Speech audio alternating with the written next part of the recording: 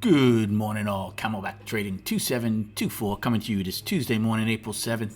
We're looking at a nice yellow line in a field of blue as price has finally exploded into that vacuum we've talked about and above it. Remember we said there's nothing above to 271.08, and above that there's nothing to an afternoon rally high, almost $10 higher. And then a weekly high, $8 high from that. Look, I do not trade price, right? Price is just an advertisement. But price will, just like water, price will seek its level. So it doesn't matter, what the economy's doing or anything. Algos are going to be set to find a level. And right now, they finally took out the top of that 4-day balance yesterday, and we're gapping even higher today. A little interesting stat. So we were down 100 from the all-time high in SPY to that low we put in.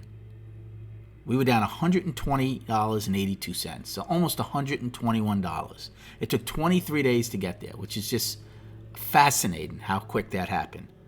Well, now in 12 days, including I guess this morning I put in, so it would be 13 if we include today, we're up $54 right now at the 272 level. So at this pace, we would take back just about everything in 23 trading days if it continues. It shows you how fast and frightening algorithms and machines are in this marketplace. Now, market-generated information is still huge, and I still use it. That's all I use along with the market profile. But the speed of it is something to behold. So I'm going to go over to the charts because right now, as far as the game plan, here's yesterday's high. We're trading, again, $5 higher than it. We have a 300-point gap below that from yesterday, 351-point gap. As far as a game plan, am I buying it up here? Nope. Am I shorting it? Absolutely not. There is absolutely no way I'll be trading in A period. I'll be looking for market-generated information, whether we start one-time framing up in B, whether we one-time frame down in B. Do we taper on volume?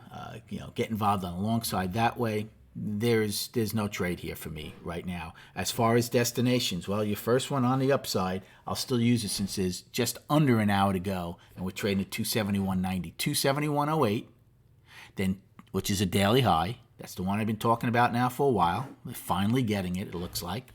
280.74 afternoon rally high from March 11th. 281.94 daily high. And then 288.52 weekly high. And then filling the gap at 290.23, 171-point gap from March 9th. Now, also in there, we have after that daily high at 271.08, we have 274.64, which right now is our pre-market high. For the downside, first destination will be today's pre-market low, which is 270.48. Then yesterday's high of 267. And then below that, the price probe from at 263.15 and the price spike at 262.96. You think those things are important? Is that right? Here's your probe. I said if we open in here, it would be nice to take a buy because you know you're out. Well, we're certainly not getting that chance this morning. So the price probe is firmly being accepted. So is the price spike as the buyers are taking nice control. And the volume's pretty good this morning. 4.3 million with just about an hour to go. So let's go over to the charts to see what we're looking at. Now, look at this in a weekly. First off, I tried to correct, right? They had 248.17 as last, with that bad print yesterday. Well, right now the weekly low is yesterday's low of 256.73. And incredibly this morning, somebody ticked one at 305.17. So we're going to have to be correcting this at some point by Thursday night, unless we hit both these levels. And in this market, you never know. But we are one time framing up right now for 3 weeks. And in the daily, right, we spoke about this extensively yesterday and over the past bunch of days, how we had balance, which way we're going to come out of it. Well, now we're going to have 3 gaps right to the upside. One from our lows. Here's the second yesterday, and now another one up here today, unless something changes dramatically in the next hour. Is this healthy? That's emotional. Gaps are a form of emotional buying and selling.